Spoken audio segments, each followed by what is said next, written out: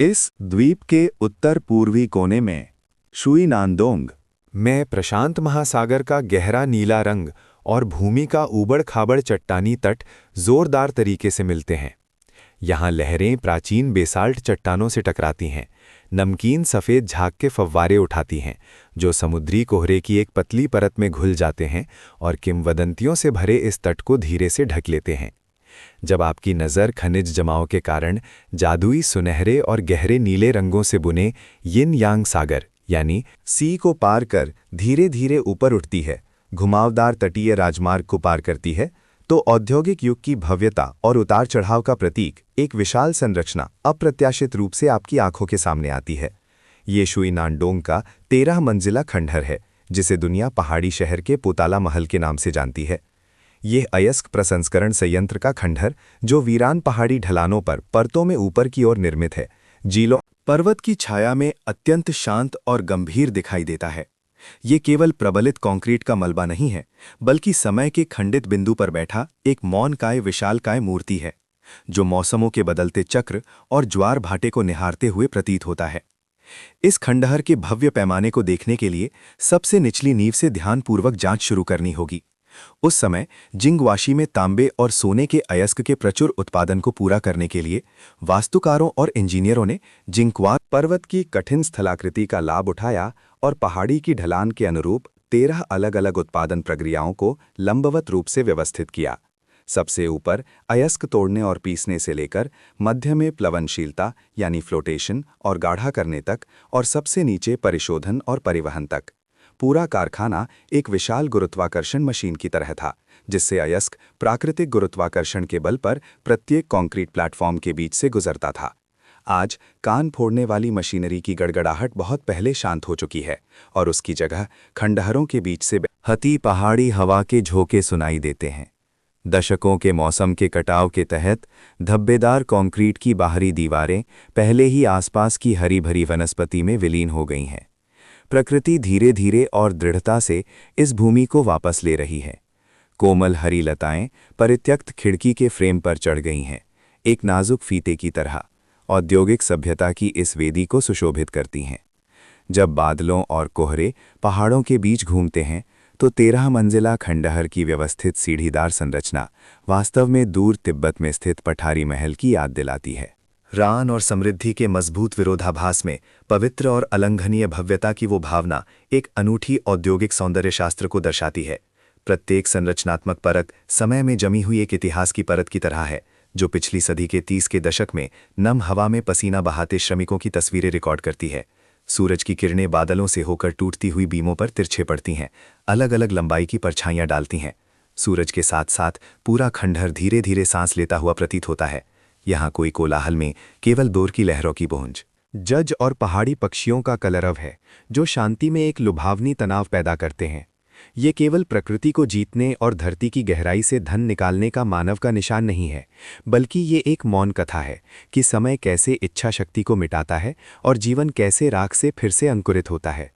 दूर से देखने पर ये शानदार खंडहर पीछे के बादलों को छूते टीपॉट और जीलोंग पर्वत के साथ मिलकर एक महाकाव्य की तरह की संरचना बनाते हैं। ये केवल एक इमारत नहीं है, ये भूमि का एक मोड़ है, ताइवान के उत्तर पूर्वी तट पर औद्योगिक सभ्यता ता द्वारा खींचा गया एक गहरा घाव है, जो वर्षों के प्रवाह के तहत एक उदास और दुखद सुंदर कला में बदल गया है। मौसम से प्रभावित हर ईंट और पत्थर, जंग लगी हर लोहे की छड़ मौन रहकर सोने के शहर की महिमा और पतन की कहानियां सुनाती हैं। प्रत्येक दर्शक को हवा में भूली हुई मौन सुनहरी वर्षों में ले जाती हैं। समय की धूल को पार करते हुए जब हमारी नज़र शुइनानडोंग के 13 मंजिला खंडहर के विशाल परित्यक्त महल जैसे औद्योगिक ढांचे से धीरे धीरे नीचे उतरती है और घुमावदार तटीय राजमार्ग को पार करती है, तो अंततः वह एक भावनी समुद्री क्षेत्र पर रुक जाती है। ये लियांडोंग खाड़ी गाय बे है, एक ऐसा रंगमंच जहां भूमि और समुद्र के संगम पर एक शाश्वत रासायनिक खेल खेला जाता है। लोग इसे यिन यांग सागर कहते हैं। ये कोई कोमल नाम नहीं है, फिर भी ये उस दृश्यमान चरम विपरीतता को सटीक रूप से दर्शाता है। गहरे नीले प्रशांत महासागर और किनारे से उमड़ते हुए पिघली हुई धातु जैसे पीले भूरे समुद्री जल के बीच एक स्पष्ट और अजीबोगरीब सीमा रेखा मौजूद है। ये सुनहरी चमक न तो सूर्यास्त की अंतिम आभा है और न ही मानव निर्मित रसायनों का फैलाव, बल्कि जिलोंग पर्वत की तलहटी की गहराइयों से है, जो लाखों वर्षों के बाद धरती की सांसों से निकला रंग है। इस शानदार रंगीन टकराव को समझने के लिए हमें अपनी चेतना को उस मौन जिलोंग पर्वत में प्रवेश करने देना होगा। ये ब्लैक किंगकॉन्ग, ब्लैक हांगकांग जैसे दिखने वाला ज्वालामुखी चट्टान का पिंड अपने भीतर एक जटिल और जीवंत भूगर्भीय अयस्क शोधन संयंत्र को छिपाए हुए है।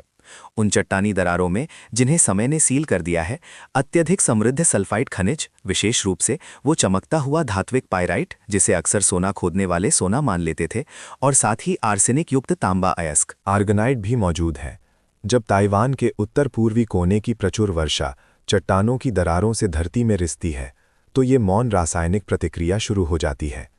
पानी के अणु और ऑक्सीजन अंधेरे में लौह पाइराइट यानी फेरस सल्फाइड के साथ धीरे धीरे प्रतिक्रिया करते हैं, ठोस अयस्क को आवेशित आयनों में विघटित करते हैं। मूल रूप से स्वच्छ भूजल इन अयस्क शिराओं से गुजरने के बाद उच्च सांद्रता वाले फेरस आयनों और सल्फेट से समृद्ध अम्लीय खनिज जल में बदल जाता है। धरती के रहस्यों को समेटे हुए ये द्रव पहाड़ी ढलानों से नीचे बहते हैं, प्रसिद्ध सुनहरा झरना बनाते हैं और अंततः लियांडोंग धारा गीक क्रीक में मिलते हैं, जो समुद्र की ओर बढ़ती है। हालांकि जब ये धात्विक गंध वाला अत्यधिक अम्लीय धारा का पानी उस अनंत हल्के क्षारीय प्रशांत महासागर में प्रवेश करता है, तो इस पल में अद्भुत भौतिक और रासायनिक परिवर्तन तीव्र गति से होते हैं। अम्ल और क्षार का टकराव तुरंत लौह आयनों के भाग्य को बदल देता है। पानी में घुला हुआ लोहा तेजी से ऑक्सीकृत होकर पानी में अघुलनशील फेरिक लौह हाइड्रोक्साइड के कोलॉइडल कणों में बदल जाता है। ये अत्यंत सूक्ष्म निलंबित कण अनगिनत छोटे सुनहरे बादलों की तरह समुद्री जल के सहारे मिलकर एक गाढ़ा कार्मेल रंग का बनावट बनाते हैं। इस संगम रेखा का निरीक्षण करने पर आप पाएंगे कि ये स्थिर नहीं है। चूंकि इन खनिज निलंबित पदार्थों का घनत्व समुद्री जल से कम होता है, वे एक मखमली पतली झिल्ली की तरह समुद्री जल की सतह पर हल्के से तैरते हैं, जिसकी गहराई केवल लगभग 3 मीटर होती है। फिर भी यह सूर्य के प्रकाश को शानदार सुनहरे रंग में पूरी तरह से प्रतिबिंबित करने के लिए पर्याप्त है। और शुइनांदोंग खाड़ी की संकरी कीप जैसी आकृति एक कोमल हाथ की तरह समुद्री जल के फैलाव और पतला होने को सीमित करती है, जिससे ये असामान्य रंग यहाँ ठहर पाता है। जब भी उत्तर पूर्वी मानसून चलता है, सफ़ेद लहरों के झोंके उठाते हुए वो सुनहरा और गहरा नीला रंग लहरों में आपस में मिलता और खींचता है, जो एक क्रूर लेकिन शानदार स्तरित अनुभव प्रदान करता है। हवा में समुद्र की खारी कड़वाहट और हल्के अम्लीय धातु की मिलीजुली गंध सूक्ष्म रूप से फैलती है। ये धरती का रक्त और समुद्र का दूध है, जो समय के प्रवाह में मिलकर एक अनूठी सुगंध बनाता है। ये यिन यांग सागर भूगर्भीय इतिहास का एक संयोग है और जिन क्वाशी पहाड़ी शहर की समृद्धि समाप्त होने के बाद प्रकृति द्वारा इस पहाड़ी शहर को दिया गया सबसे शाश्वत और सबसे मौन प्रतीक भी है। जब हम तटीय राजमार्ग के अंत में खड़े होते हैं और उत्तर पूर्वी कोने की थोड़ी नमकीन समुद्री हवा को अपने गालों पर महसूस करते हुए उस संरचना को ऊपर देखते हैं जिसे खदान पर पोताला महल कहा जाता है, यानी 13 मंजिला खंडहर, तो सबसे पहले एक लगभग दैवीय भव्यता की भावना नजर आती है। ये विशाल औद्योगिक अवशेष, जिसका औपचारिक नाम शुइनानडोंग अयस्क शोधन संयंत्र है, का निर्माण 1933 ईस्वी में हुआ। ये केवल एक इमारत नहीं, बल्कि प्रकृति के पहाड़ी शरीर के साथ सहजीवी रूप से काम करने वाली एक सटीक मशीन थी। इसकी धब्बेदार प्रबलित कंक्रीट की दीवारें दशकों के समय के प्रवाह के तहत गहरे और हल्के काई और जंगली घास से ढक गई हैं, जैसे कि पहाड़ी अब इस विशाल गियर को फिर से निगलने की कोशिश कर रही है जिसे कभी मनुष्यों ने छोड़ा था। लेकिन अगर हम इसकी सीढ़ीदार स्थानिक तर्क का ध्यानपूर्वक अवलोकन करें, तो हम पाएंगे कि उस उदास सुंदरता के पीछे औद्योगिक युग में दक्षता की सबसे चरम खोज छिपी हुई है। जिंगवाशी पहाड़ धी ढलानों के अनुसार निर्मित ये संरचना तथाकथित गुरुत्वाकर्षण आधारित अयस्क प्रसंस्करण प्रवाह की बुद्धिमत्ता का एक आदर्श उदाहरण है। उस युग में जब यांत्रिक शक्ति अभी भी महंगी थी और परिवहन लागत का हर एक पैसा मायने रखता था, जापानी इंजीनियरों ने पृथ्वी की सबसे आदिम शक्ति गुरुत्वाकर्षण को चतुराई से नियंत्रित किया। कल्पना कीजिए, जब सोने और तांबे के अयस्क से लदे अंतहीन रोपवे ट्रॉली बाहनशान खदान से निकलकर धीरे धीरे सबसे ऊपरी डिस्चार्ज क्षेत्र तक पहुंचती थी, तो 13 स्तरों की ये ऊर्ध्वाधर मैराथन औपचारिक रूप से शुरू हो जाती थी। ये केवल ऊंचाई में कमी नहीं थी, बल्कि पदार्थ की स्थिति में एक कायापलट भी थी। गुरुत्वाकर्षण यहाँ एकमात्र बिना वेतन का वाहक बन गया। ये टन अयस्क को उच्चतम बिंदु से नीचे गिराता था, एक ग्रे झरने की तरह। पहाड़ी की ढलान के साथ परत दर परत बहता था, जहां प्रत्येक परत का ढलान एक आवश्यक प्रसंस्करण प्रक्रिया के ठीक अनुरूप था। सबसे ऊपरी मोटे क्रशिंग क्षेत्र से शुरू होकर विशाल क्रशर मशीनों ने कान फोड़ने वाली गर्जना के साथ विशाल चट्टानों को टुकड़ों में तोड़ दिया। उसके बाद ये अयस्क गुरुत्वाकर्षण के खिंचाव से स्वाभाविक रूप से अगली परत की मध्य और महीन क्रशिंग परतों तक फिसल जाते थे।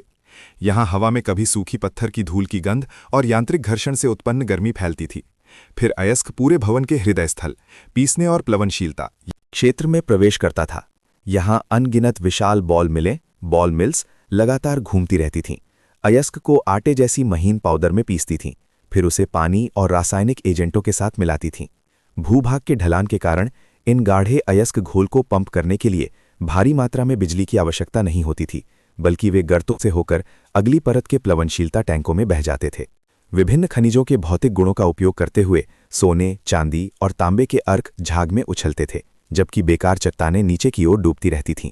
इस ऊर्ध्वाधर उत्पादन लाइन ने एक ऐसे अयस्क शोधन संयंत्र को, जिसे पहले विशाल समतल भूमि की आवश्यकता होती थी, पहाड़ी ढलान पर लंबवत व्यवस्थित एक सटीक सरणी में बदल दिया, जिससे स्थान उपयोगिता और उत्पादन गतिशीलता में भारी वृद्धि हुई। जब हम खंडहर की सीढ़ियों के साथ इस नीचे उतरने की यात्रा की कल्पना करते हैं, तो हम इमारत के निचले हिस्से में स्थित अवसादन टैंकों, सेटलमेंट कंतक टैंक्स और शोधन क्षेत्र तक पहुंचते हैं। वहां परतों में छन कर और शुद्ध होकर केंद्रित अयस्क अंततः भारी संपत्ति में जमा होता था। और इस विशाल ऊर्ध्वाधर संरचना के किनारे पर 3 विशालकाय ड्रैगन की तरह पहाड़ी पर फैले हुए चांगरन अपशिष्ट धूम्रमार्ग तांबे के शोधन से उत्पन्न अत्यधिक जहरीली धुएं को ऊंचे, दूर के वीरान क्षेत्रों में ले जाने का काम करते थे। ये एक अत्यंत शानदार औद्योगिक दृश्य है। ऊपर अयस्क का व्यस्त उतरना है, किनारे पर धुआं उगलते धूम्रमार्ग हैं और नीचे धन इकट्ठा करने वाला बंदरगाह है। हालांकि आज मशीनें बहुत पहले बंद हो चुकी हैं, लेकिन उन समयों की पानी के बहने की आवाज़, टूटने की आवाज़ और श्रमिकों की पुकार, जो कभी इन मंजिलों के बीच गूंजती थी, अभी भी इन मोटी कंक्रीट की नींवों में अंकित हैं। 13 मंजिला खंडहर की सीढ़ीदार संरचना न केवल सोने के शहर की समृद्धि और पतन को रिकॉर्ड करती है, बल्कि ये पहाड़ी ढलान पर फैली एक वास्तुशिल्प पाठ्यपुस्तक की तरह है, जो भविष्य की पीढ़ियों को मौन रहकर बताती है कि मनुष्यों ने कैसे स्थलाकृति के उतार चढ़ाव का उपयोग किया और गुरुत्वाकर्षण की लय में इस्पात, चट्टान और दक्षता की एक औद्योगिक गाथा बुनी। समय से बुनी हुई परछाइयों से गुजरते हुए हम 13 मंजिला खंडहर के मध्य भाग में धीरे धीरे प्रवेश करते हैं, जो कभी पूरे अयस्क शोधन और परिशोधन प्रणाली का प्राण था। हवा में पहाड़ों की विशिष्ट नम जड़ी बूटियों की गंध फैली हुई है, जिसमें धातु के ऑक्सीकरण के बाद की हल्की ठंडी खुशबू मिली हुई है, जो हमें पहाड़ी पर बने मंदिर जैसे भव्य अयस्क शोधन कार्यशाला की ओर ले जाती है। पैरों के नीचे ठोस, विस्मयकारी कंक्रीट के क्रशर आधार हैं। वे किसी विशालकाय के छोड़े गए भारी कदमों के निशान की तरह आधार चट्टान में गहराई तक खुदे हुए हैं। ये विशाल आधार अब चिकने नहीं हैं, बल्कि संगमरमर जैसी मौसमी दरारों से भरे हुए हैं। वे दशकों से उत्तर पूर्वी मानसून द्वारा लाए गए समुद्री नमक और वर्षा की बूंदें हैं, जो गर्म और ठंडे के बीच बारी बारी से इस वास्तुकला के ढांचे पर लंबे समय तक नक्काशी करते रहे हैं। जब आप अपना हाथ उस खुरदुरी बनावट पर रखते हैं, तो आप महसूस कर सकते हैं कि कंक्रीट के अंदर की बजरी संरचना लंबे समय तक नमी के कारण थोड़ी नरम हो गई है और उंगलियों के बीच रगड़ने पर बारीक रेत धीरे धीरे गिरती है। ये औद्योगिक अवशेषों के धीरे धीरे धूल में लौटने की प्रक्रिया है। प्लवनशीलता कक्ष में प्रवेश करते हुए आयताकार कंक्रीट टैंकों की पंक्तियां व्यवस्थित रूप से कतारबद्ध हैं, मानो किसी खोई हुई सभ्यता के अनुष्ठानिक वेदी हों, जो वीरानगी में गंभीर और शांत दिखते हैं। कल्पना कीजिए कि उस समय ये पूरी खदान का सबसे व्यस्त रासायनिक प्रयोगशाला रहा होगा, जहां महीन अयस्क पाउडर प्लवनशीलता एजेंटों से मिले पानी के घोल में तेजी से घूमता था। हवा में तीखी लेकिन आशा से भरी रासायनिक गंध फैली रहती थी और अनगिनत चमकदार झाग तरल सतह पर खिलते और फटते थे, जो भारी चट्टान के मलबे से कीमती धातु अयस्क को कुशलता से अलग करते थे। धातु के घर्षण और मोटर के कंपन की उच्च आवृत्ति वाली आवाजें शायद अभी भी दीवारों पर उन बुरी से जंग लगे बोल्ट छेद में बची हुई हैं, जो घाटी से गुजरने वाली हवा के उतार चढ़ाव के साथ एक नीरस और कर्कश प्रतिध्वनि करती हैं। उस समय के शानदार उत्पादन मूल्य की कहानी कहती हैं, जो दिन रात चलता रहता था। नज़र उन विशाल गोलाकार अवसादन टैंकों, सेडिमेंटेशन टैंक। ये गोलाकार संरचनाएं औद्योगिक ज्यामिति की एक पूर्ण सुंदरता को दर्शाती हैं। टैंक की आंतरिक दीवारों पर बचे पानी के दाग स्थिर लहरों के छल्ले की तरह यहाँ कभी धीरे धीरे बहने और अवसादन होने वाले अयस्क घोल के स्तर को सटीक रूप से रिकॉर्ड करते हैं। यहाँ गुरुत्वाकर्षण अपना सबसे कोमल पक्ष दिखाता है, पानी में निलंबित कणों को धीरे धीरे स्थिर होने देता है और धूल को धूल में लौटने देता है। टैंक के तल में अब सूखी शाखाएं, गिरे हुए पत्ते और वर्षा का पानी जमा है, जो ऊपर के टूटे हुए आसमान और कभी कभार उड़ते हुए चीलों को प्रतिबिंबित करता है। कभी की कुशल निस्पंदन सुविधाएं अब प्राकृतिक पारिस्थितिकी के स्वयं मरम्मत के सूक्ष्म आर्द्रभूमि बन गई हैं। इन इमारती अवशेषों की सतहों को करीब से देखने पर कंक्रीट अब केवल एकरस ग्रे रंग का नहीं है, बल्कि एक प्राचीन और समृद्ध स्तरीय अनुभव प्रस्तुत करता है।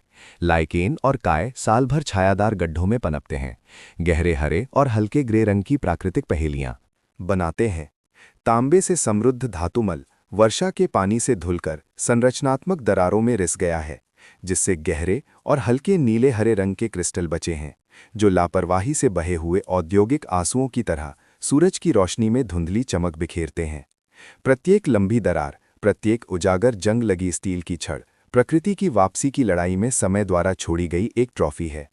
यहाँ कभी सटीक, ठंडी और शोरगुल वाली खनन कला पूरी तरह से एक शांत और तनावपूर्ण दृश्य कविता में बदल गई है, जो हमें कंक्रीट की खुरदुरी बनावट और जंग की धब्बेदार लाल छाया में उस सुनहरे पहाड़ी शहर की सबसे वास्तविक गर्माहट और धड़कन को छूने देती है।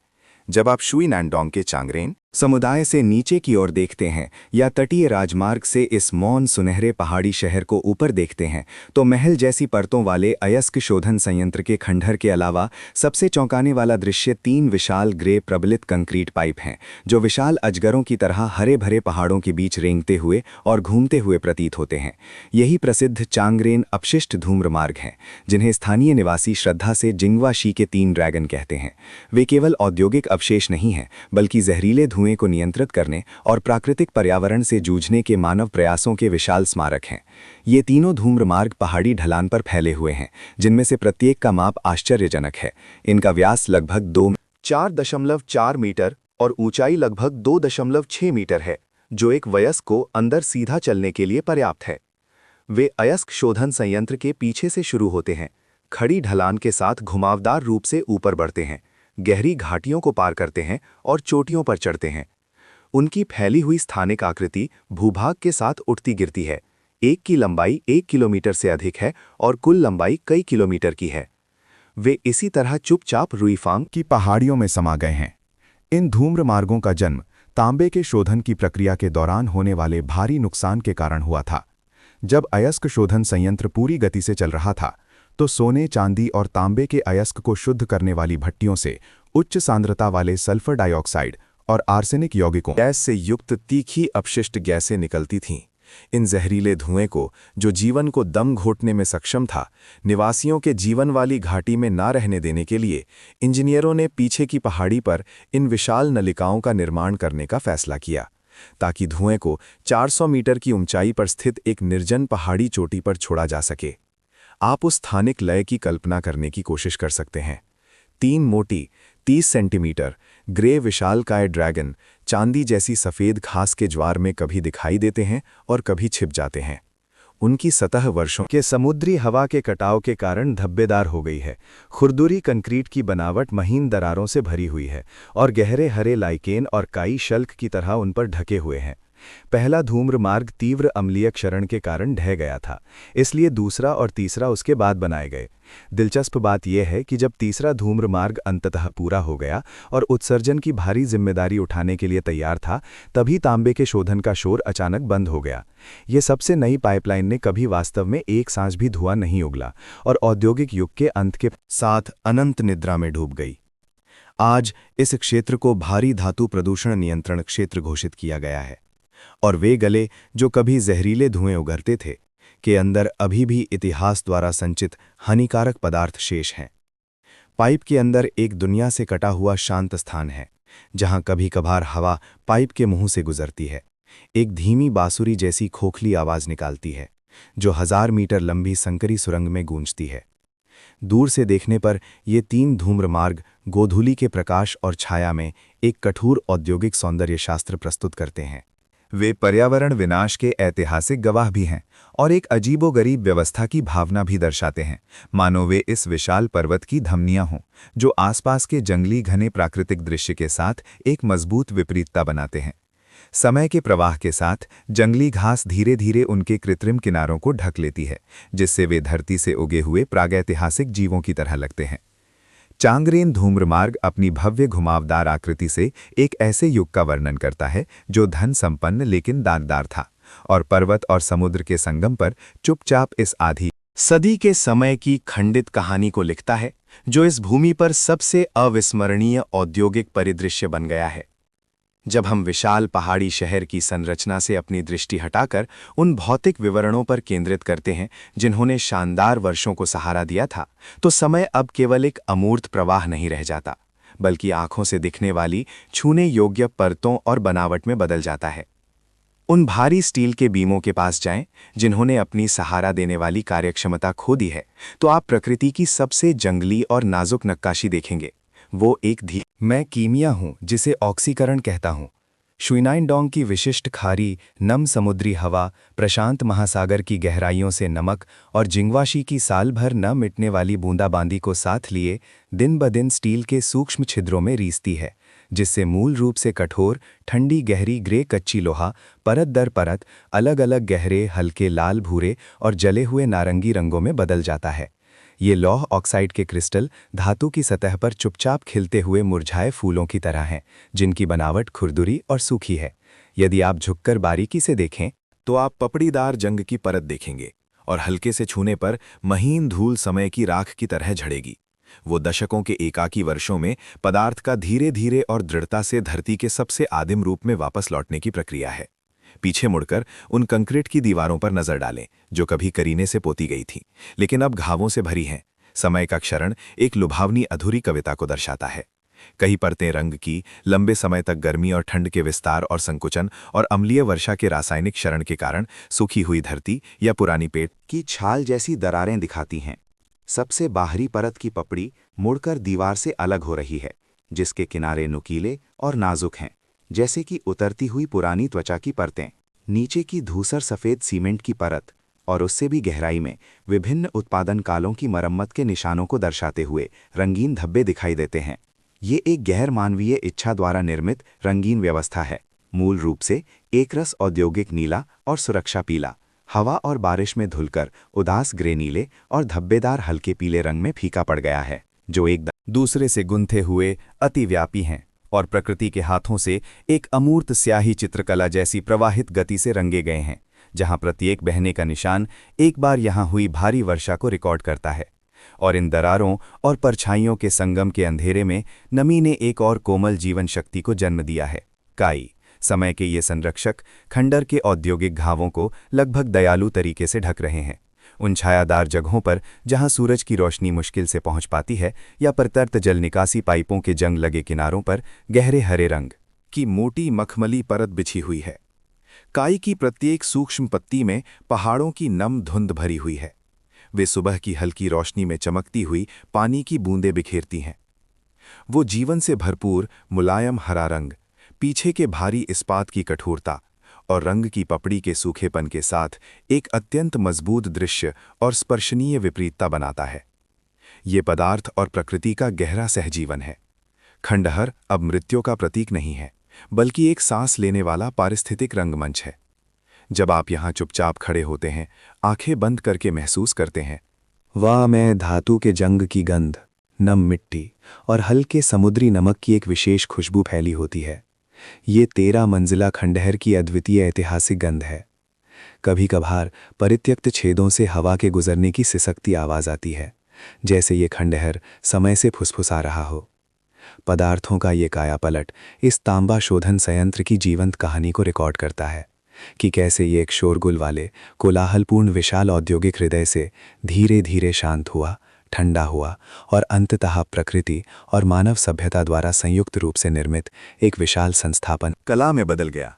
प्रत्येक गहरा जंग का धब्बा, काई का प्रत्येक कोमल स्पर्श इस सुनहरे पहाड़ी शहर पर समय के प्रवाह द्वारा छोड़ी गई कीमती उंगलियों के निशान हैं, जो हमें पदार्थ के विनाश और पुनर्निर्माण में एक शाश्वत खंडहर सौंदर्य शास्त्र से परे समय के जमाव के बाद की सबसे शांत और सबसे मार्मिक शक्ति को देखने देते हैं। शुइनानडोंग के 13 मंजिला खंडहर के भीतरी हिस्सों में घूमते हुए हम खुद को समय द्वारा भूली हुई एक विशाल ज्यामितीय भूलभुलैया में पाते हैं। यहाँ के स्थानिक मार्ग लालित्य के लिए नहीं, बल्कि औद्योगिक उत्पादन के पूर्ण तर्क और इस खड़ी पहाड़ी ढलान की गंभीर स्थलाकृति के पूरी तरह अधीन होकर डिजाइन किए गए थे। जब हम स्तरों के बीच के जुड़ाव बिंदु पर चुपचाप खड़े होते हैं, तो हमारी नज़र स्वाभाविक रूप से उन बचे हुए परिवहन मार्गों के साथ बाहर की ओर फैलती है। ये मार्ग, जो कभी पूरे अयस्क शोधन संयंत्र की सबसे व्यस्त धमनियों थे, अब स्थानिक गहराई को रिकॉर्ड करने वाले पैमाने में बदल गए हैं। आइए हम तत्कालीन खनिकों के दृष्टिकोण से इस ऊर्ध्वाधर भौतिक गति का फिर से अनुभव करने की कोशिश करें। सबसे निचले सघनता टैंक से ऊपर देखने पर यह पहाड़ी पर निर्मित इमारतों का समूह एक लुभावनी दबाव की भावना प्रदर्शित करता है। खुरदरी कंक्रीट की दीवारों पर अभी भी कन्वेयर बेल्ट लगाने के पुराने छेद और सपोर्ट बचे हुए हैं, जो किसी विशालकाय की टूटी हुई हड्डियों की तरह पूरे पहाड़ी शहर की ऊर्ध्वाधर स्मृति को सहारा देते हैं। उन संकरी सीढ़ियों में प्रवेश करने पर हवा में पुरानी सीमेंट, हल्की नम काई और दूर के समुद्री नमक की एक विशेष गंध फैली होती है। हर कदम ऊपर चढ़ने के नीचे हल्की गूंज नहीं, बल्कि एक ठोस और दी भारी अनुभूति होती है, मानो हर कदम आधी सदी पहले की श्रमिक लय पर पड़ रहा हो। इन सीढ़ियों का ढलान बहुत खड़ा है, कुछ हिस्से तो लगभग ऊर्ध्वाधर हैं। ये देवताओं की सीढ़ी नामक मार्ग उस समय के श्रमिकों की विभिन्न अयस्क प्रसंस्करण स्तरों के बीच आने जाने की कठिनाई का साक्षी है। कल्पना कीजिए कि मंद रोशनी में पसीना मोटे कपड़े को भिगो देता था। खनिक औजारों के साथ इन पत्थर की सीढ़ियों पर अनगिनत बार अपने कदम छोड़ते थे। ध्यान से सुनने पर हवा परित्यक्त गलियारों में घूमती हुई धीमी सिसकती आवाज निकालती है। आवाज खाली अयस्क भंडारण टैंकों और टूटी हुई खिड़कियों के फ्रेम के बीच आती जाती है, जिससे एक अत्यधिक गहराई का अनुभव होता है। ये गहराई केवल पहाड़ी चोटी से समुद्र तक सैकड़ों मीटर के दृश्य अंतर की नहीं, बल्कि अस्तित्व और विनाश की गहरी संवेदी पहचान की भी है। जब हम मध्य स्तर के प्रसंस्करण प्लेटफॉर्म पर पहुंचते हैं और जंग लगे लोहे के दरवाजे के फ्रेम से देखते हैं, तो हम पाते हैं कि प्रकाश इन जगहों में एक धीमा खेल खेल रहा है। सूरज की किरणें गहरी अयस्क ढलान में तिरछी पड़ती हैं, जो अतीत में ऊंचाई से धे निचले क्रशर तक सोने और तांबे के अयस्क भेजने का मार्ग था। ढलान की भीतरी दीवारें वर्षों के घर्षण से असामान्य रूप से चिकनी हो गई हैं। हालांकि अब वे छोटी फर्न से ढकी हैं, लेकिन अंधेरे और रोशनी के बदलते छायाचित्रों में अभी भी उस लगातार बहने वाली गुरुत्वाकर्षण ऊर्जा को महसूस किया जा सकता है। ये स्थिर अवलोकन हमें स्थान के स्तरों को समझने देता है। सामने धब्बेदार औद्योगिक दीवारें हैं, मध्य में क्रॉसिंग वेंटिलेशन पाइप हैं और पृष्ठभूमि में असीम यिन यांग रंग में रंगा गहरा नीला समुद्र है। इन भौतिक मार्गों का डिजाइन प्राकृतिक गुरुत्वाकर्षण को औद्योगिक प्रक्रिया में पूरी तरह से एकीकृत करता है। अयस्क ऊपर से नीचे गिरता था, जबकि मानव श्रम नीचे से ऊपर चढ़ता था। यहाँ समय रैखिक नहीं है, बल्कि एक त्रिआयामी स्थानिक संरचना प्रस्तुत करता है। प्रत्येक कोने पर जंग के धब्बे, प्रत्येक दीवार की दरारें इस स्थानिक कथा के शब्द हैं। जब समुद्री कोहरा धीरे धीरे इन स्तरों में भर जाता है, तो खंडहर की सीमाएं धुंधली हो जाती हैं और मूल रूप से कठोर औद्योगिक रेखाएं कोहरे में अस्पष्ट रूप से दिखाई देती हैं, जिससे ये स्थानिक मार्ग अज्ञात की ओर एक तीर्थ यात्रा जैसा प्रतीत होता है। हमने यहाँ केवल स्टील के सुदृढ़ीकरण और सीमेंट की संरचना को ही रिकॉर्ड नहीं किया है, बल्कि गुरुत्वाकर्षण, ऊंचाई और जीवित रहने की इच्छा के बारे में एक भौतिक रिकॉर्ड भी किया है। ये एक मौन स्मारक है और इन मौजूदा परिवहन मार्गों के माध्यम से हम उस शानदार लेकिन एकाकी सुनहरे युग को छू सकते हैं। शुइनानडोंग की परतों वाली इमारती छायाओं में समय मानो एक दिशा में बहने वाला प्रवाह नहीं है, बल्कि एक चक्राकार सांसों की तरह आता जाता है। जब 1987 में एरी अयस्क प्रसंस्करण मशीन की गर्जना शांत हो गई, तो ये अयस्क शोधन संयंत्र, जिसे कभी एशिया का पहला कहा जाता था, ने आधिकारिक तौर पर अपनी सत्ता धरती को लौटा दी।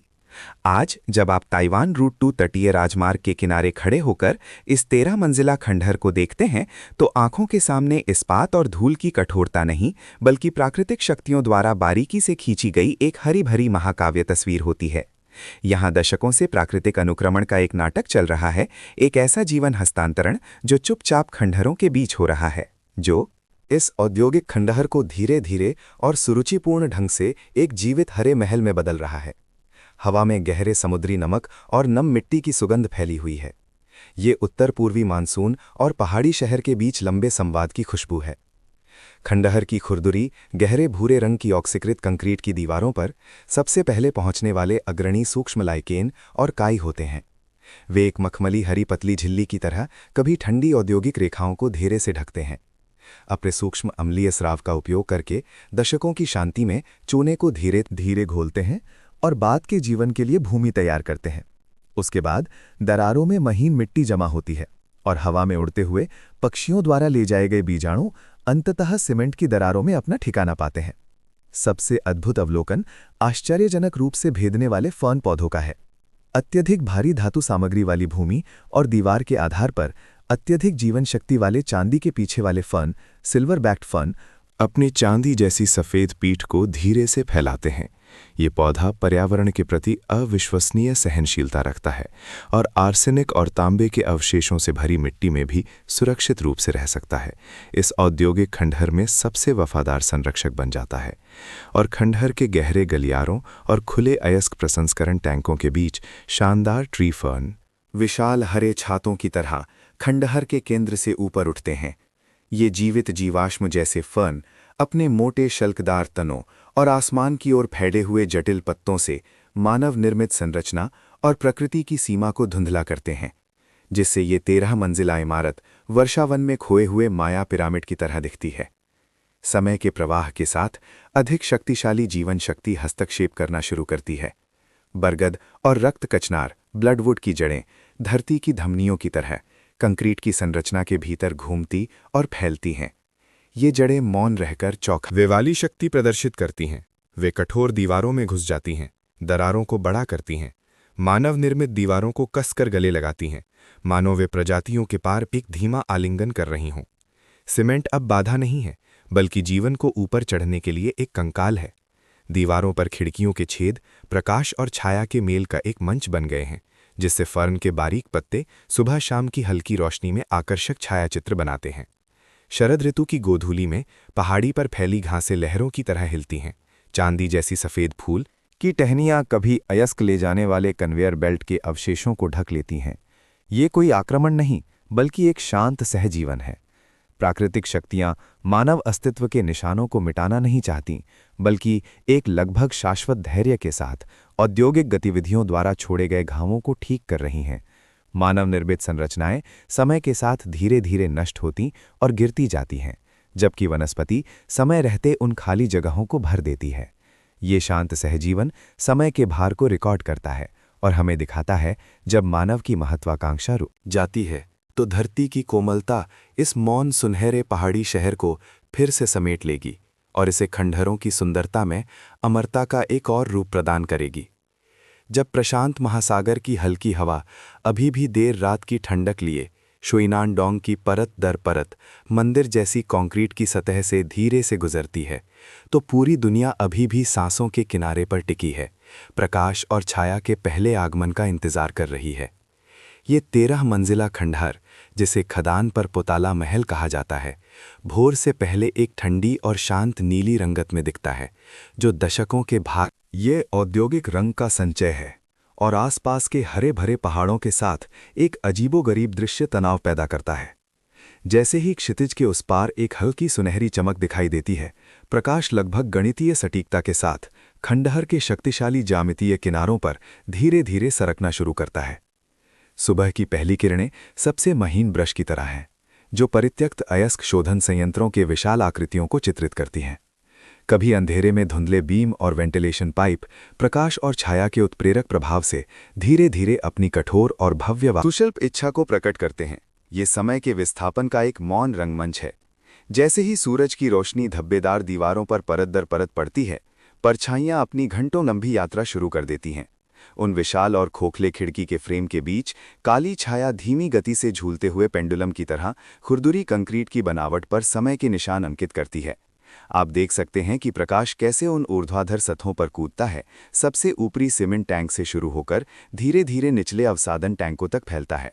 प्रकाश और छाया का ये अंतर निहित खेल अव्यवस्थित नहीं है, बल्कि औद्योगिक युग से बची हुई तर्कसंगत सौंदर्य शास्त्र का पालन करता है।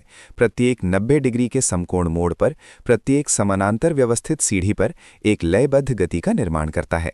ये परछाइयाँ सूर्य की ऊंचाई कोण बढ़ने के साथ छोटी होती जाती हैं और दोपहर के बाद सूर्य के मुड़ने के साथ फिर से लंबी हो जाती हैं, मानो ये मौन खंडहर प्रकाश और छाया के परिवर्तनों के माध्यम से दुनिया को अपनी पिछली भव्यता और बाद की शांति की कहानी बता रहा हो। दोपहर की गर्म धूप धीरे धीरे शाम की एम्बर रंगत में बदल जाती है। ये 13 मंजिला खंडहर का सबसे रहस्यमय और मार्मिक समय है। जब सूरज की रोशनी उन उजागर स्टील की सलाखों और जंग लगे पाइपों पर एक विशेष तिरछे कोण से पड़ती है, तो खंडहर की सतह पर एक अवर्णनीय गर्म रंग की चमक दिखाई देने लगती है। वो धातु की नई चमक नहीं, बल्कि जंग, धूल और नमक की गंध लिए एक कांस्य रंग की चमक है।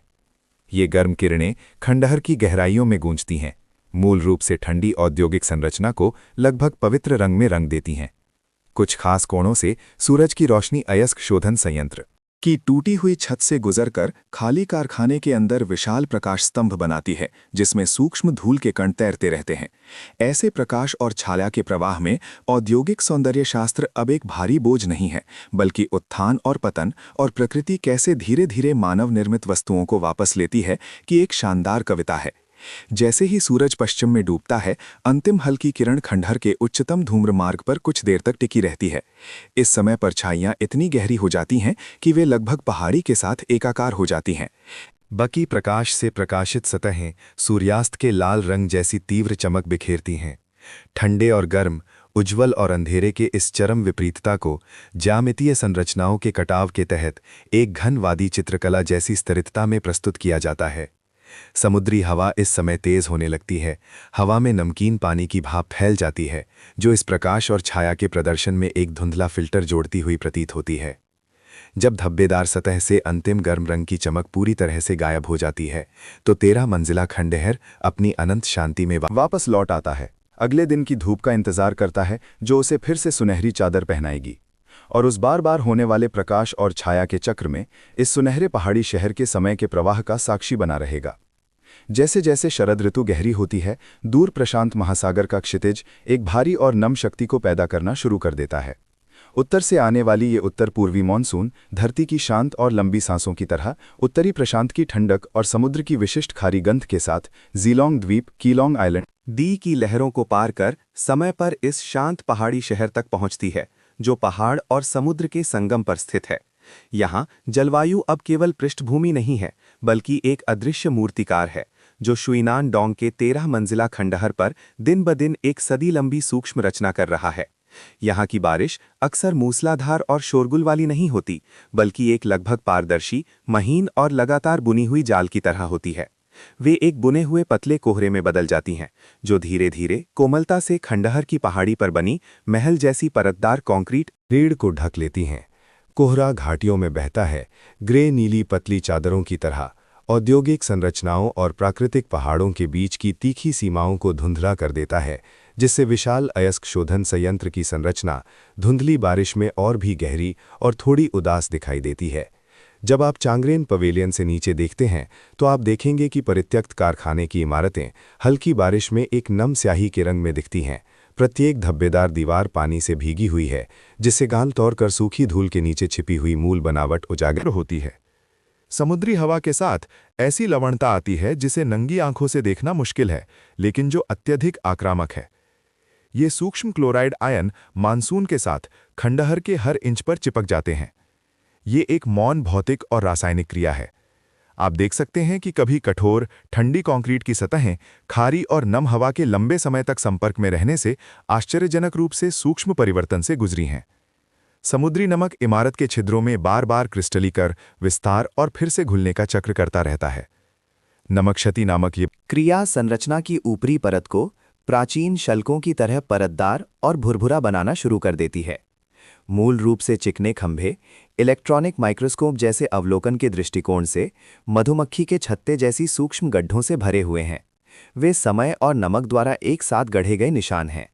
हर महीन धूल के कण का गिरना इमारत द्वारा प्रकृति को चुकाया गया समय का कर है, और जब ये हल्की अम्लीय बूंदाबांदी धब्बेदार नालियों और परित्यक्त लोहे के पाइपों से नीचे गिरती है, तो ये सतह पर बचे हुए तांबे और लोहे के खनिजों के साथ का आकर्षक ऑक्सीकरण अपचयन प्रतिक्रिया करती है।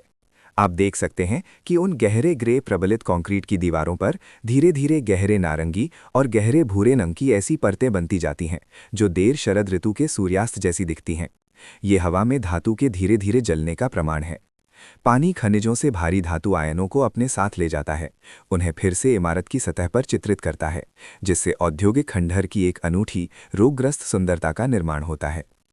पानी जंग लगे लोहे के हिस्सों पर जमा होता है। गहरे भूरे पानी बंधों में संघनित होता है और भारी होकर मिट्टी में गिरता है, मानो ये खंडहर समय के प्रवाह में चुपचाप जंग लगे आंसू बहा रहा हो। सुनो, वो जंग लगी चादर पर बारिश की बूंदों के टकराने की नीरज प्रतिध्वनि है। सूंघो, वो हवा में नम मिट्टी, धातु की ऑक्साइड और तीव्र समुद्री नमक की मिलीजुली विशिष्ट गंध है। उत्तर पूर्वी मानसून के लंबे समय तक अभिषेक के तहत 13 मंजिला खंडहर अब एक निर्जीव मानव निर्मित संरचना नहीं है, बल्कि एक ऐसा जीव है जो पर्यावरण के साथ सांस ले रहा है, साथ में बूढ़ा हो रहा है, फिर भी अब पतन में एक शानदार रूप प्रदर्शित कर रहा है। जलवायु द्वारा निर्देशित ये भौतिक परिवर्तन प्रत्येक ईंट और पत्थर, प्रत्येक स्टील के सुदृढ़ीकरण को उत्तरी ताइवान के तट की सबसे वास्तविक मौसम संबंधी इतिहास को रिकॉर्ड करने देता है। औद्योगिक की कठोरता को धीरे धीरे प्रकृति के कोमल और क्रूर आलिंगन में पीसता है। जैसे ही दिन का कोलाहल झीलोंग पर्वत की चोटी के पीछे अंतिम किरण के साथ विलीन हो जाता है, श्वीनानडोंग ग का समुद्र तट धीरे धीरे गहरे नीले और स्याही के रंग में समा जाता है। ये 13 मंजिला खंडहर, जिसने कभी ताइवान के धातु खनन उद्योग के आधे हिस्से को सहारा दिया था, अंधेरे में चुपचाप खड़ा है, मानो एक विशाल खोया हुआ प्रागैतिहासिक मंदिर हो। हालांकि ये चुप्पी शाश्वत नहीं है। जैसे जैसे शाम गहरी होती है, प्रकाश और छाया, इतिहास और औद्योगिक सौंदर्य शास्त्र की एक रस्म चुपचाप शुरू हो जाती है। सांस्कृतिक विरासत संरक्षण जागरूकता और Taiwan power company tie power company के प्रोत्साहन के तहत शुइनानडोंग अयस्क शोधन संयंत्र नामक ये ऐतिहासिक स्थल अब केवल झाड़ियों के बीच का खंडहर नहीं है, बल्कि अंतर्राष्ट्रीय प्रकाश विशेषज्ञ जो लियान और कलाकार लिन शुनलोंग की रचनात्मकता के माध्यम से पहाड़ और समुद्र को पार करती एक बड़ी प्रकाश उत्कीर्णन कलाकृति में बदल गया है। हर रात जब 6 बजे की घंटी दिल में बजती है, तो कोमल और स्तरीय एम्बर रंग की रोशनी धीरे धीरे और दृढ़ता से निचले पत्थरों के स्तंभों से ऊपर की ओर फैलती है, जो जंग के निशानों और काई से ढकी कंक्रीट की दीवारों की गहरी हल्की आकृतियों को बारीकी से रेखांकित करती है। ये रात की रोशनी कोई यादृच्छिक प्रक्षेपण नहीं है, बल्कि अनगिनत सटीक गणनाओं का परिणाम है।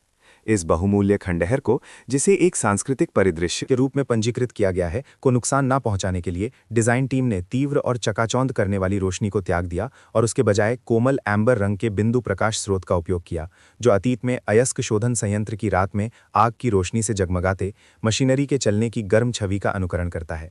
प्रकाश पहाड़ पर परतों में ढेर की गई नींवों को सहलाता है। वे विशाल वेंटिलेशन पाइप, जो कभी टूटे हुए अयस्क और घने धुएं को ले जाते थे, प्रकाश और छाया के मेल में एक ज्यामितीय सुंदरता प्रदर्शित करते हैं, जिससे पहाड़ी शहर के पोताला महल नामक ये इमारत रात में एक पवित्र और गंभीर जीवन शक्ति से चमक उठती है। इस सुंदरता को बनाए रखना आसान नहीं है, क्योंकि खंडहर के भीतर पिछले औद्योगिक अवशेषों के भारी धातु पदार्थ मौजूद हैं। वर्तमान रखरखाव की स्थिति प्रकृति के साथ सहजीवन की रणनीति अपनाती है, जिसमें बड़े पैमाने पर मरम्मत नहीं की जाती, बल्कि बाहरी प्रकाश व्यवस्था और पर्यावरण निगरानी के माध्यम से खंडहर को संरक्षित अवस्था में सबसे आदिम रूप में दुनिया के सामने प्रस्तुत किया जाता है। चांगरेन समुदाय के दृश्य थल या श्वीनानडोंग पार्किंग स्थल पर खड़े होकर कानों में दूर यिनयांग सागर की चट्टानों से टकराती लहरों की आवाज़ आती है, जो प्रकृति की शाश्वत लय है, और आंखों के सामने जो फैला हुआ है वो मानव औद्योगिक सभ्यता और समय से जूझने के बाद की बची हुई चमक है। रात के आकाश के नीचे का खंडहर और पीछे की काली टीपॉट पहाड़ी की छाया पूरी तरह से मिल जाती है। पहाड़ की रेखाएं तारों की रोशनी में अस्पष्ट रूप से दिखाई देती हैं, जो एक अत्यधिक दबावपूर्ण लेकिन अत्यंत शांत विपरीतता बनाती हैं। हवा में नम समुद्री नमक की गंध और पहाड़ी जंगल की विशिष्ट ठंडी फाइटोनसाइट फैली हुई है। हर सांस इतिहास की गहराइयों में जाने जैसी है। रोशनी में 13 मंजिला खंडहर अब एक ठंडा औद्योगिक अवशेष नहीं है, बल्कि एक विशाल चमकदार पिंड की तरह है, जो अनगिनत खनिक परिवारों की यादें समेटे हुए है। शांत रात में पूरे ज्यूफिन और जिनगुआशी पहाड़ी शहर को उस सुनहरे युग की महिमा और पतन की कहानी सुना रहा है। ये वातावरण अत्यंत शांत है, यहाँ तक कि हवा के इमारत की खाली जगहों से गुजरने की सूक्ष्म सिसकती आवाज़ भी सुनी जा सकती है, मानो ये इमारत स्वयं सांस ले रही हो। समय के साथ प्रकाश और पहाड़ी की छाया की अंतःक्रिया बादलों की प्रवाह के साथ सूक्ष्म परिवर्तन पैदा करती है। कभी कभी कोहरा छाया रहता है और रोशनी धुंध में एक सपने की तरह आभासी लगती है। कभी कभी रात का आकाश साफ होता है और रोशनी तेज और एकाकी दिखती है। ये केवल एक ये दावत नहीं है, बल्कि इंद्रियों का एक स्नान है जो दर्शकों को प्रकाश और छाया के प्रवाह में सांस्कृतिक विरासत संरक्षण का वास्तविक अर्थ समझने देता है। इसे संग्रहालय में बंद करके रखना नहीं, बल्कि इसे प्रकृति के आलिंगन में सबसे सम्मानजनक मुद्रा में रात में ताइवान के पीढ़ियों की उदासीनता और श्रद्धा को रोशन करने देना है। ये मौन सुनहरा पहाड़ी शहर एम्बर रंग की गर्म रोशनी में समकालीनता से संवाद करने की आवृत्ति पा गया है और अंधेरी घाटियों के बीच चुपचाप उस समय का इंतजार कर रहा है जिसे कभी भुलाया न गया है। जैसे ही रात गहराती है और शुइनानडोंग के समुद्र क्षितिज से अंतिम संध्याकालीन लाली धीरे धीरे ओझल हो जाती है, पूरा शुइनानडोंग 13 मंजिला खंडहर जीलोंग कीलून पर्वत की घनी छाया में पूरी तरह डूब जाता है, मानो एक प्राचीन काल से सो रहा इस्पात का विशालकाय जीव हो, जो तारों की रोशनी और समुद्री कोहरे के ताने बाने के बीच धीरे धीरे औद्योगिक युग के अंतिम गूंज को बाहर निकाल रहा हो। यहाँ अब खनन काल की कान फोड़ने वाली पत्थरों के टूटने की आवाज़ नहीं है, ना ही अयस्क शोधन क्षेत्र की भाप और मशीनों के चलने की गड़गड़ाहट है, बल्कि उसकी जगह एक अत्यंत शुद्ध, लगभग शाश्वत शांति है। ये शांति किसी वीरान मृत्यु की खामोशी नहीं है, बल्कि प्रकृति के साथ समझौता करने के बाद की सहजता और शांतता है। जैसे ही प्रशांत महासागर की गहराइयों से समुद्री हवा आती है, हल्की खारी पानी की भाप लिए उन उजागर स्टील की सलाखों और धब्बेदार कंक्रीट की दीवारों को धीरे से सहलाती है, तो हम मानो इमारत की सदियों लंबी सूक्ष्म सांसों की आवाज़ सुन सकते हैं। वो धातु के ऑक्सीकरण की सरसराहट है और दरारों में फर्न पौधों के चुपचाप जड़े जमाने की लय भी है। ये विशाल इमारतों का समूह, जिसे कभी खदान पर पोताला महल कहा जाता था, पहाड़ी पर बना है। परत दर परत पहाड़ी की तलहटी से 100 मीटर से अधिक ऊंचाई तक फैला हुआ है। चांद की रोशनी में 13 मंजिला खंडहर की कठोर ज्यामितीय रेखाएं काफ़ी कोमल हो जाती हैं। कभी कठोर औद्योगिक कंकाल अब बेलों और जंगली घास से बुनी हुई एक हरी चादर ओढ़े हुए है। ये मानव सभ्यता और प्राकृतिक शक्तियों के बीच लंबे समय तक खींचातानी के बाद का एक शानदार परिदृश्य है। हालांकि औद्योगिक समृद्धि बहुत पहले बीत चुकी है, लेकिन ये बचे हुए ढांचे अधिक दृढ़ और शांत मुद्रा में इस खनिज युक्त भूमि में जड़े जमाए हुए हैं। वे 3 विशालकाय धूम्र मार्ग जो अजगरों की तरह पहाड़ों में घुमावदार हैं, हालांकि अब धुआं नहीं छोड़ते, फिर भी आसमान की ओर इशारा करते हैं। उस समय की कठिनाई और बुद्धिमत्ता की कहानी कहते हैं, जो जहरीली गैसों को दूर ले जाने के लिए खर्च की गई थी। समय के प्रवाह में ये संरचनाएं धीरे धीरे अपनी कृत्रिमता खो देती हैं और पहाड़ों, चट्टानों जैसी प्राकृतिक बनावट प्राप्त कर लेती हैं, जो भूभाग का हिस्सा बन जाती हैं। नीचे यिनयांग सागर को देखने पर पीले और नीले रंग का मिला हुआ समुद्री पानी चांद की रोशनी में हल्की धात्विक चमक बिखेरता है। वो भूमि में निहित खनिजों और समुद्र के बीच का शाश्वत संवाद है। 13 मंजिला खंडहर एक अनुभवी बुद्धिमान की तरह पहाड़ और समुद्र के संगम पर चुपचाप खड़ा है, ज्वार भाटे को निहारते हुए। इसका अस्तित्व एक शानदार सुनहरे युग का सार प्रस्तुत करता है और प्रगति की तलाश में मानव और प्राकृतिक पर्यावरण के बीच के जटिल और गहरे संबंध का भी प्रतीक है। हालांकि दीवारें गिर चुकी हैं, हालांकि छत बहुत पहले हवा और बारिश में गायब हो चुकी है, लेकिन इस खंडहर द्वारा प्रसारित सौंदर्य शक्ति वर्षा के संचय के कारण और भी गहरी होती जाती है। ये अब केवल एक औद्योगिक खंडहर नहीं है, बल्कि समय के प्रवाह को रिकॉर्ड करने वाला एक स्मारक है, जो प्रत्येक लहर के किनारे से टकराने की लय में और प्रत्येक क्षण पहाड़ी कोहरे के इमारत को घेरने में जन्म और मृत्यु से परे एक शाश्वत मुद्रा प्रदर्शित करता है। जब देर रात पूरी तरह से इस मौन सुनहरे पहाड़ी शहर को ढक लेती है, तो सभी कोलाहल समुद्र के ज्वार द्वारा निगल लिए जाते हैं। ये खंडहर पहाड़ और समुद्र की शांति में लौटने के बाद अंततः सच्ची स्वतंत्रता प्राप्त करता है। ये अब उत्पादन और मूल्य की सेवा नहीं करता, बल्कि प्राकृतिक चक्र का एक हिस्सा बन जाता है। वे जंग लगे लोहे के हिस्से, फटी हुई दीवारें, हल्की चांद की रोशनी में एक शांत और संयमित रंगत प्रदर्शित करती हैं, जैसे वे इस भूमि के नीचे अभी तक ना खोदी गई यादों की रक्षा कर रहे हों। ये समृद्धि के समाप्त होने के बाद सादगी में लौटने की कहानी है, और सभ्यता के अवशेषों के प्रकृति की लय में कैसे समाहित होते हैं, इसकी एक लंबी गाथा भी है। यहाँ समय अब केवल एक दिशा में बहने वाला प्रवाह नहीं है, बल्कि एक चक्र और जमाव है जो इसे निहारने वाले प्रत्येक व्यक्ति को औद्योगिक सौंदर्य शास्त्र के इस विशेष में पहाड़ और समुद्र की गहराइयों से आने वाली एक अत्यंत शांत और गहरी शक्ति को महसूस करने देता है। यही 13 मंजिला खंडहर समय के प्रवाह में दुनिया के लिए छोड़ गया सबसे शाश्वत और शांत रूप है।